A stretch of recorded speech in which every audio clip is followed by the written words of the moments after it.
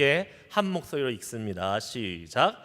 옛적에 바벨론 왕 느부갓네살에게 사로잡혀 바벨론으로 갔던 자들의 자손들 중에서 노임을 받고 예루살렘과 유다 도로 돌아와 각자의 성읍으로 돌아간 자 곧 스룹바벨과 예수아와 느헤미야와 스라야와 르엘라야와 모르드게와 빌산과 미스발과 비그에와 르흠과 바나 등과 함께 나온 이스라엘 백성의 명수가 이러하니. 아멘. 할렐루야. 주님을 찬양합니다. 다시 한번 예배드리신 여러분들 축복합니다. 잘 오셨습니다. 토요일 아침에 같이 함께 또 만나서 예배할 수 있는 것이 하나님의 은혜입니다.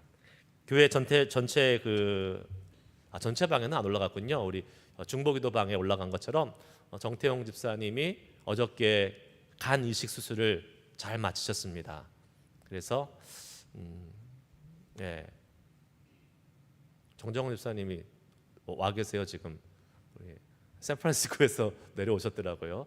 네, 아무튼 잘 마치게 하시는 하나님께 감사드리고 하나님께서 또 이제 회복도 빠르게 해주실 것을 믿고 이제 정태용 집사님이 이게 뭐 언제 간 기증자가 나올지 모르니까 항상 스탠바이 하고 있었잖아요. 그리고 이제 금요일 날 올라가시면서 연락을 받고 갑자기 올라가시는 거잖아요. 저 연락이 왔어요. 이제 아시다시피 우리 뒤에 사운드를 책임지고 계시는 유일하신 분, 네. 혼자 모든 것을 감당하시는 분.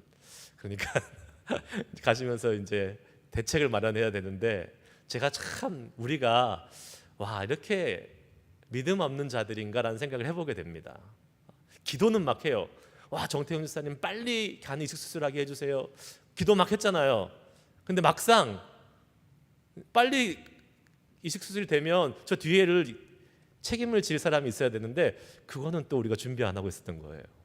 그러니까 하나님 예전에 이렇게 비 오게 해주세요 막 기도하는데 우산은 아무도 안 들고 왔다고 하는 그런 그 얘기 있잖아요.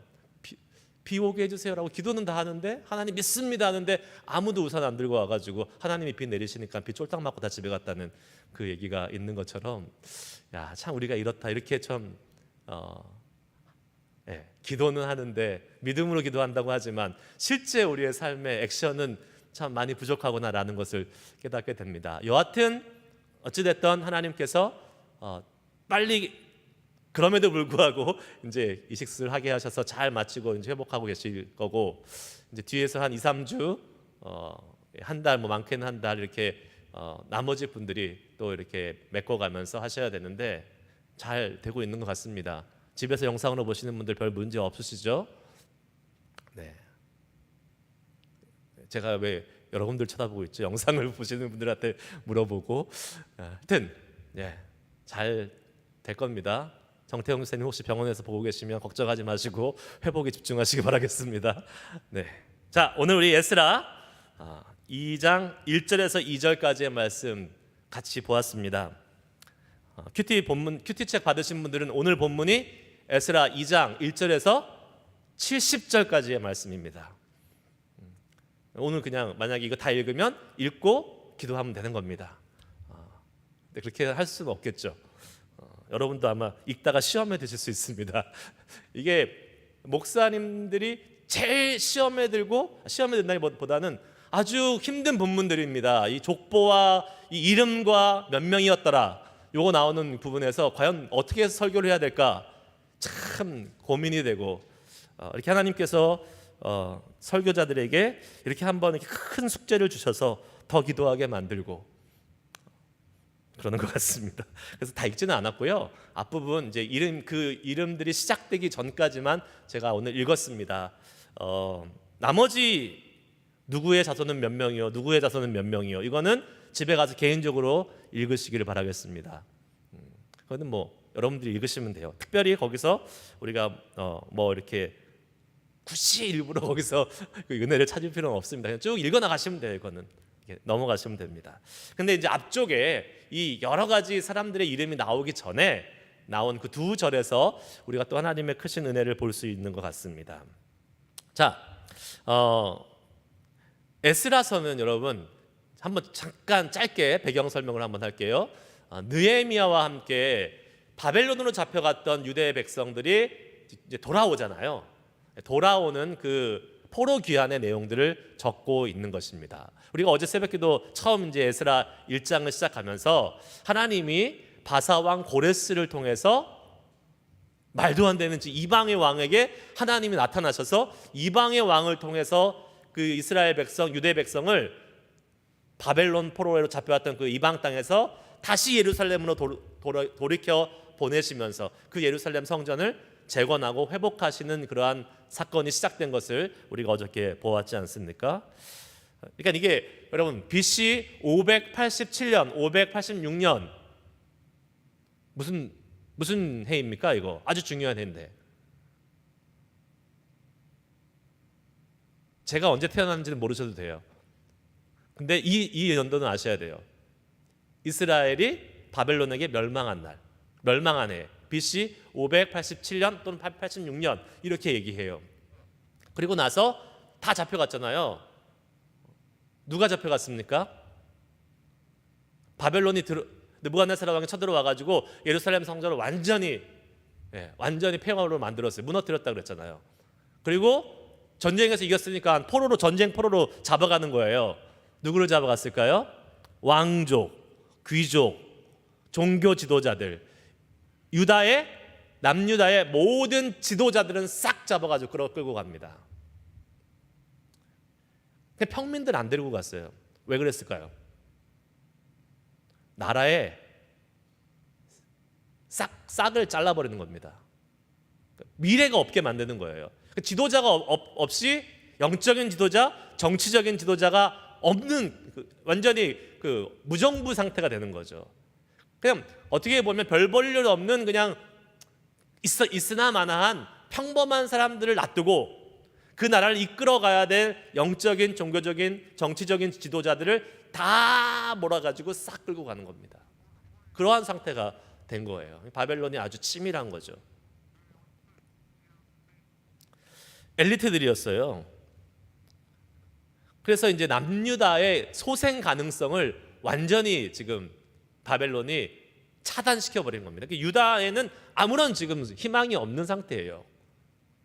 종교 지도자들이 없으니까 율법을 연구하고 말씀을 나누고 하는 게 다 무너졌죠.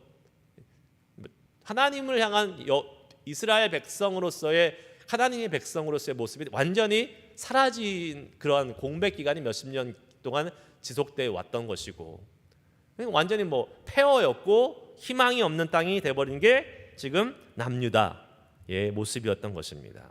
그렇게 바벨론에 의해서 잡혀갔던 포로들이 갑자기 어느 날 말도 안 되게 이제 바벨론이 멸망하고 그 다음에 등장한 나라가 페르시아, 바사라고 성경에 기록되어 있지만 이 페르시아 제국이 일어나 가지고 갑자기 듣도 보지 못한 정말 페르시아의 왕 고레스 왕이 야 유다 백성들 니네 돌아가라.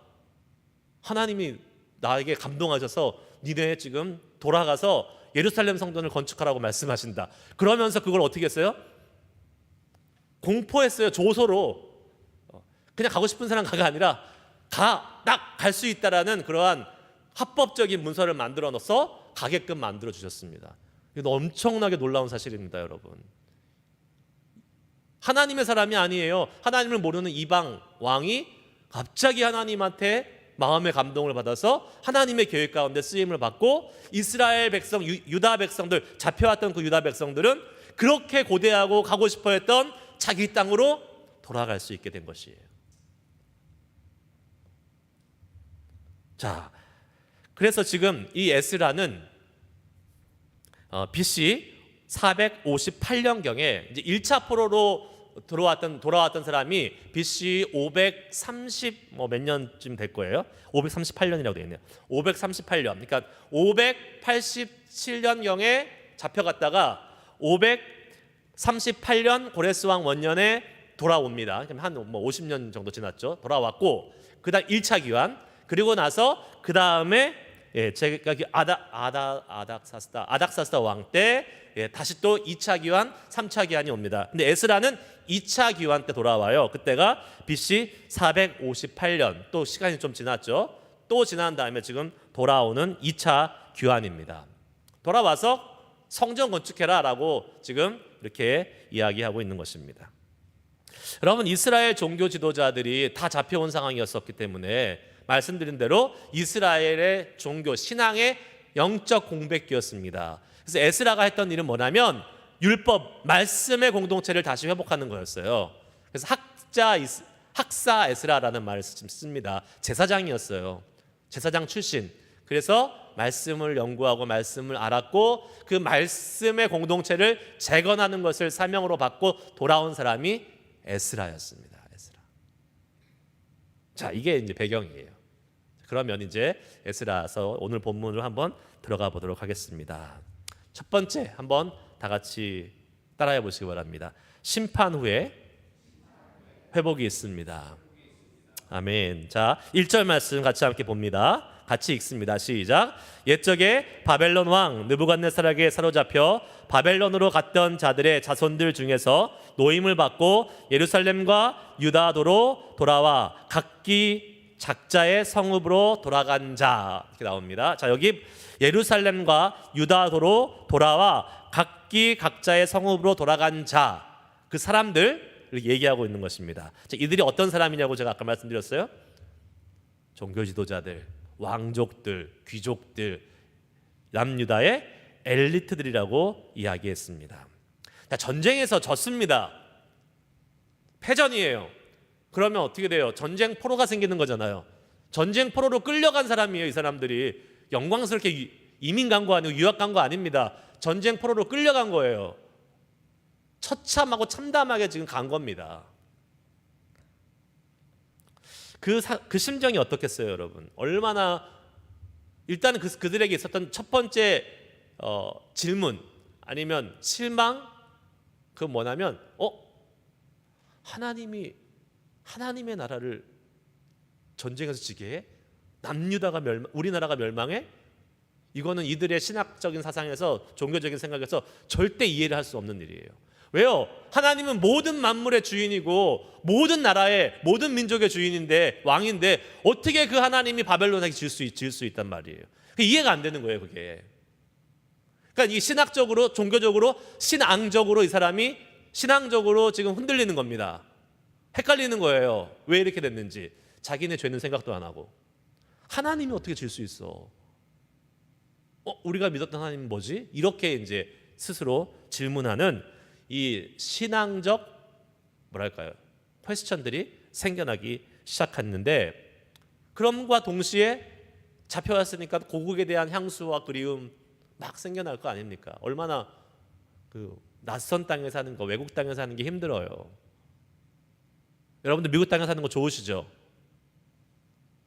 전 좋은데. 전 너무 좋은데요. 별로 한국이 그립지는 않아요, 저는. 그런데 그럼에도 불구하고 한국 가면 좋습니까? 안 좋습니까? 너무 좋죠. 너무 좋아요. 저는 처음에 그 미국에 왔다가 한 3년 뒤인가 한국에 갔던 것 같아요. 비행기 타고 인천공항에 딱 내리는데 감개무량한 거예요. 3년밖에 안 지났는데 30년도 아니고. 왜요?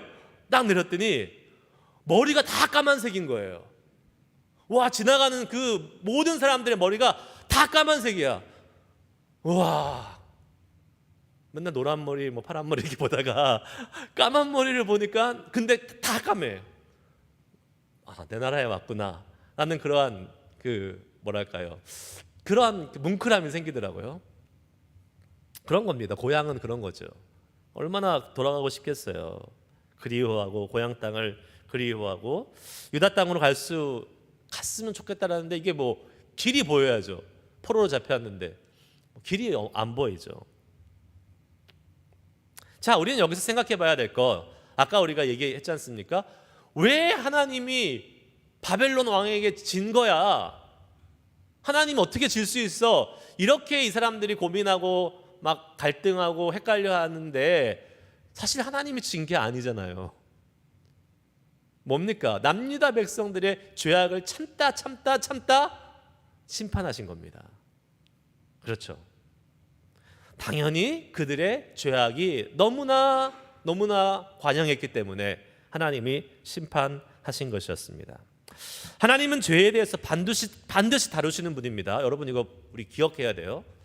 하나님은 용서의 하나님이니까 내가 지은 죄를 다 없던 걸로 하시죠. 그러나 여러분 그 죄의 결과와 영향력은 여전히 우리의 삶 가운데 남아 있습니다.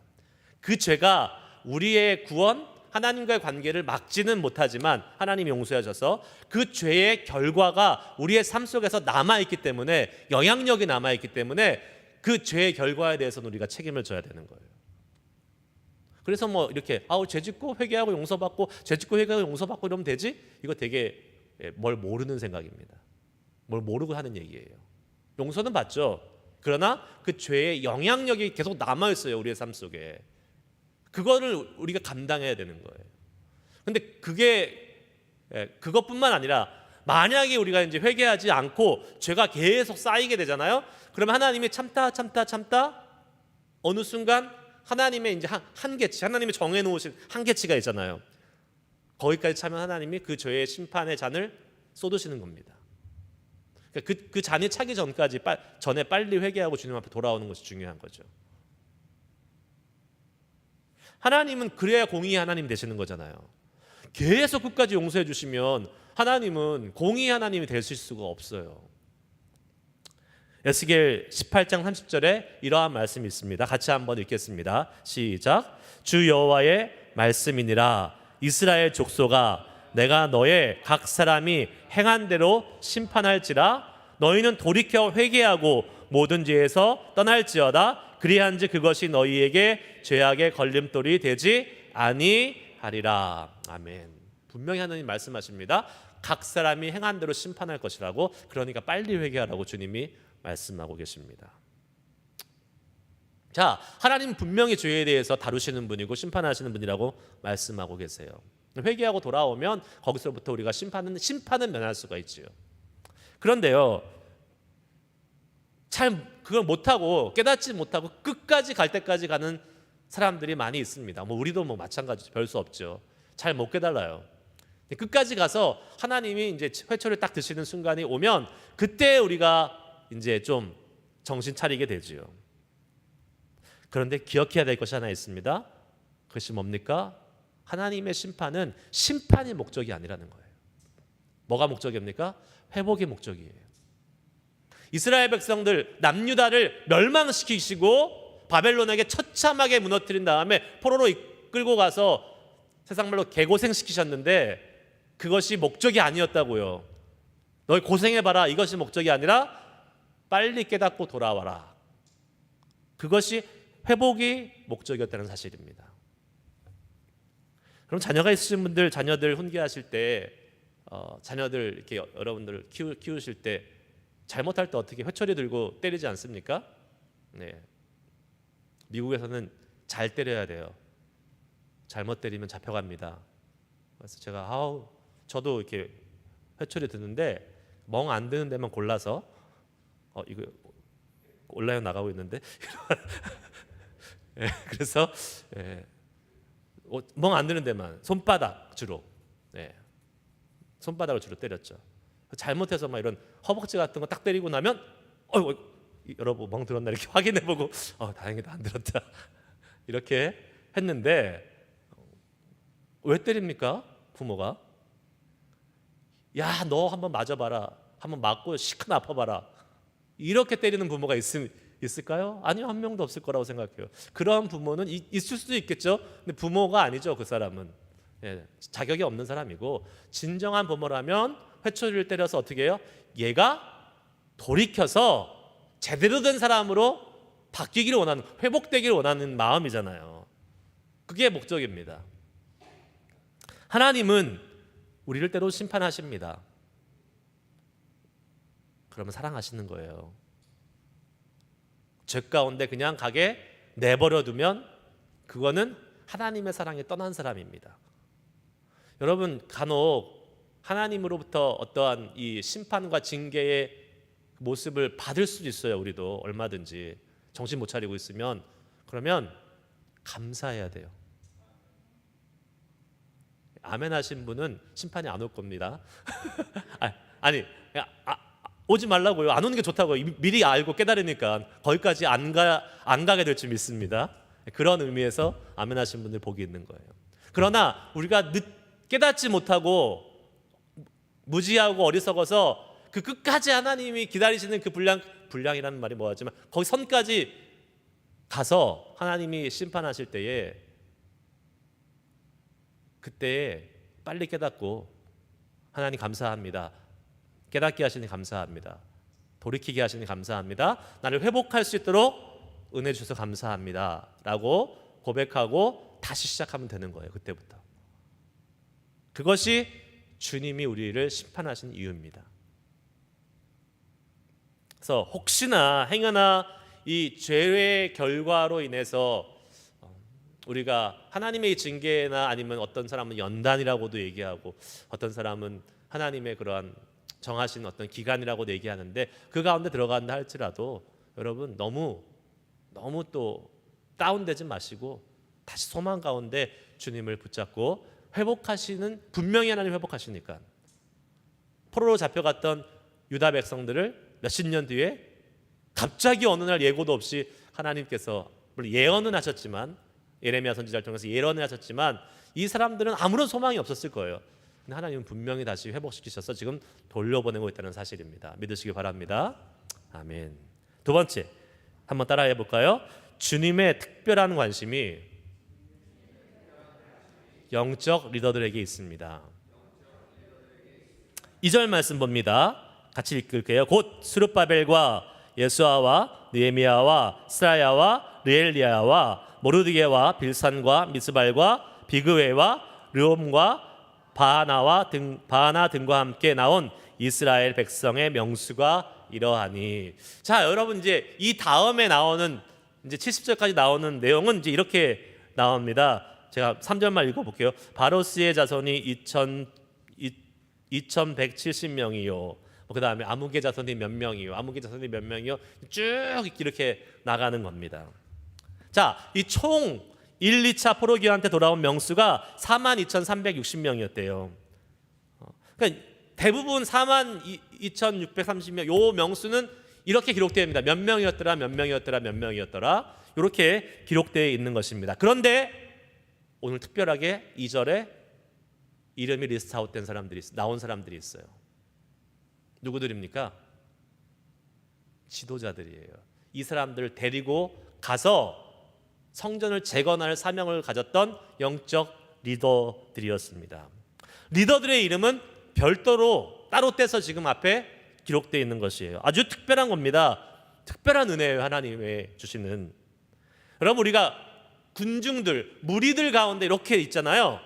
그러면 이 군중 심리라는 게 있잖아요. 자기가 튀지 않으니까 이렇게 안전한 것 같고 뭐 좋은 것 같지만 좋은 거 아닙니다. 그거. 여러분 하나님 앞에서는 우리가 군중 가운데 숨어 있으면 안 돼요. 앞으로 드러나서 나와야 돼요. 그게 하나님이 원하시는 거예요. 대중 속에 묻혀 있잖아요. 그러면 사람들만 하더라도 이렇게 여러 명 사람들이 묻혀 있으면 자존감도 낮아지고 나는 관심 받지 못하는 사람인가 봐 이런 생각도 들고 그런 경우도 많이 있습니다. 김춘수 시인의 꽃이라는 시 혹시 아세요? 시 좋아하시는 분들? 내가 그의 이름을 불러주었을 때 그는 나에게로 와서 꽃이 되었다. 너무 멋지지 않습니까? 아무것도 아니었는데 그 사람이 나에게 와서 나의 이름을 탁 불러주는 순간 주목하고 딱 그 사람이 도드라지는 순간 꽃이 된다라는. 저는 문학평론가가 아니기 때문에 이거를 제대로 해석한 건지 모르겠지만 다르게 한번 얘기해 보겠습니다. 제가요 학창 시절 때 중학교 때까지 아주 잘 나갔습니다. 여러분 깜짝 놀라실 걸요. 들으면 초등학교 1학년 때 반장, 2학년 때 부반장, 3학년 때 반장, 4학년 때 반장. 언제까지 할까요?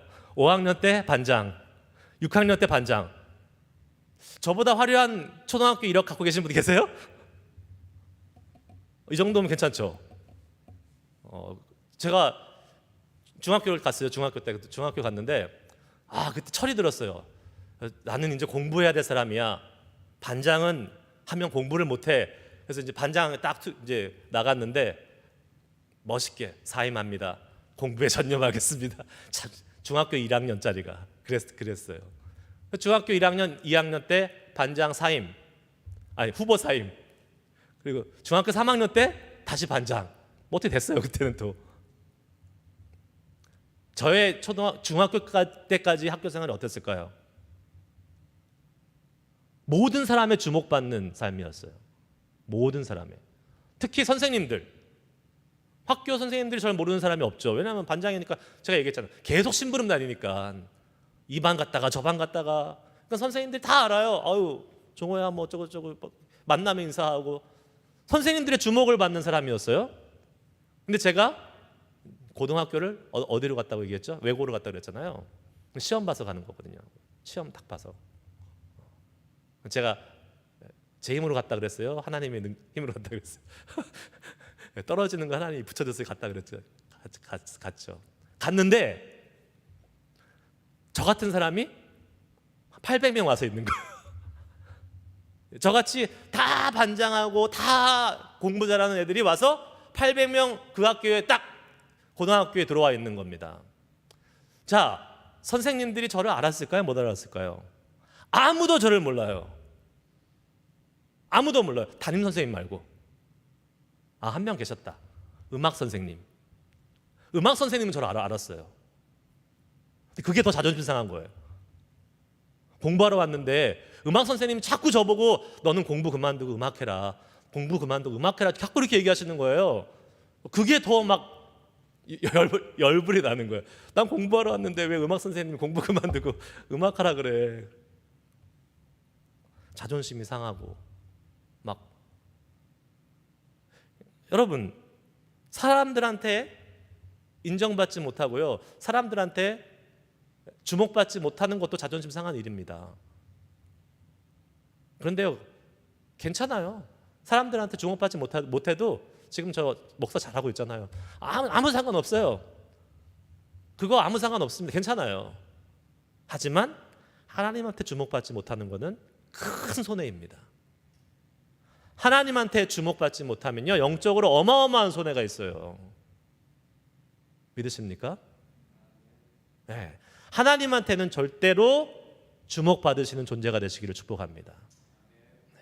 사람한테는 못 받아도 괜찮아요. 아무 상관없어요. 하지만 왜요? 여러분 하나님한테 주목받잖아요. 어마어마한 베네핏이 따라옵니다. 어마어마한 베네핏들이. 하나님 눈에도 여러 무리 중에 한 사람이 있겠죠. 하지만 도드라지는 보이는 그 한 사람 한 사람들이 있습니다. 이렇게 따로 이름을 기억할 만큼. 누구예요? 영적인 리더들이에요. 영적으로 앞장서는 사람들이에요. 교회의 리더가 뭐 직분자가 교회 리더입니까? 아니에요. 영적으로 앞서가는 사람이 리더인 거예요. 그래서 목사 아니라도 장로 아니라도 괜찮아요, 여러분.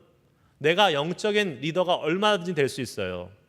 앞에서 끌고 가는 사람만 영적인 리더가 아닙니다. 보이는 앞에서 기도하고 말씀으로 영적으로 하나님의 릴레이션십을 깊이 쌓고 이 교회와 또 우리의 가정과 지역사회를 위해서 영적인 리더는 우리 모두가 될 수 있음을 믿으시기 바랍니다. 그런 사람들이 되셔야 돼요. 그러면 하나님이 주목하시는 거예요. 왜요? 영적 전쟁의 선봉장 앞에서 서서 나가는 사람 얼마나 귀합니까? 전쟁에 나갈 때요 제일 앞에서 서는 사람을 그 나라에서는 가장 잘 대해주고 전쟁이 끝났을 때도 가장 많은 공로를 인정해주지 않습니까? 다윗이 블레셋과 싸우러 나갈 때 사울 왕이 어떻게 했어요?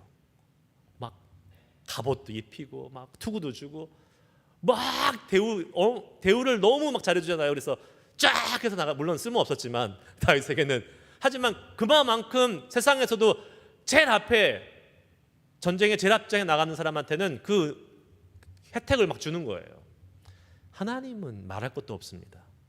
영적인 리더가 되어서 영적인 전쟁의 선봉에서는 영적인 리더들은 하나님이 어마어마한 복들을 허락해 주십니다. 그리고 그 영적인 전쟁에서 승리를 제일 먼저 눈앞에서 경험할 수 있는 복이 떨어지는 거예요.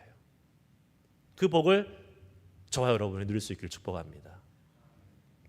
제가 그런 표현을 좀 저도 모르게 왜 썼는지 모르겠지만 우리 실리콘밸리 장로교회가 이 베이 지역에 있는 모든 이 영적인 분위기를 회복하고 살리는데 영적인 선봉에 서는 교회가 되게 해달라고 저는 기도하고 있습니다. 제가 기도해야지 이렇게 한 게 아니라 갑자기 그 기도가 튀어나왔어요. 그래서 하나님이 그러한 마음을 주시는 것 같아요. 우리가 영적인 선봉이 되면 선봉에 서잖아요. 그러면 우리는 그 영적인 싸움을 반드시 이기는 사람들이잖아요.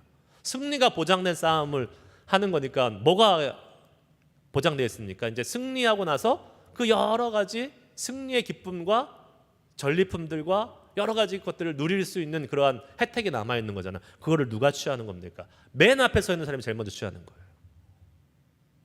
그런 사람 되고 싶지 않으십니까? 전 되고 싶은데. 네. 그런 의미에서 이 영적인 리더들, 영적인 선봉에 서 있는 사람들은 하나님의 관심을 받을 수밖에 없는 사람들입니다. 수많은 사람 중에 한 명이 아니라 하나님과 직접적으로 교제하고 직접적으로 하나님과 하나님의 그 은혜를 입을 수 있는 바로 앞에 가장 앞에 서 있는 그러한 사람이 되어서 우리가 이 하나님의 주목을 받으면서 하나님이 주시는 은혜와 복을 마음껏 누려갈 수 있는 그런 사람들이 될 수 있기를 주의 이름으로 축복합니다. 생생한 주님의 은혜, 생생한 주님의 축복, 생생한 주님이 허락하시는 그 승리의 그러한 여러 가지 열매들, 이것을 우리 모두가 다 영적인 리더들이 되어서 선두에 서서 그 일들을 감당하면서 누려갈 수 있는 이 주님의 놀라운 복들을 누려갈 수 있는 우리 모두가 될 수 있기를 축복합니다. 기도하시겠습니다. 오늘 말씀 기억하시면서 같이 함께 기도하실 때 두 가지 우리 같이 생각해보고 한번 기도하겠습니다. 하나님 분명히 우리에게 말씀하셨는데 심판 후에는 우리에게 회복을 주신다고 말씀하고 있습니다. 주님, 우리의 삶을 회복시키시길 원하시는 그 하나님의 마음을 이 시간 깨닫게 하시니 감사합니다. 행여 우리가 죄악 가운데 거했다가 하나님의 심판과 징계를 받는 상황 가운데 있다 할지라도 우리는 그것이 하나님이 우리를 사랑하시는 사인임을 믿고 회복하실 주님을 기대하며 주 앞에 나가겠습니다. 주님, 우리를 회복하실 주님 기대합니다. 나의 삶의 회복에 필요한 영역들을 하나님께 올려드립니다. 주님, 그 모든 삶의 영역들, 무너져 있고 주저앉아 있고 일어섬이 필요한 그 부분들이 여러분 각자 개인적으로 있을 텐데 하나님, 주님의 사랑으로 주님의 은혜로 다시 회복되는 놀라운 역사를 보여주시고 그 소망을 갖고 이 시간 기도하며 한번 나아가도록 하겠습니다. 함께 기도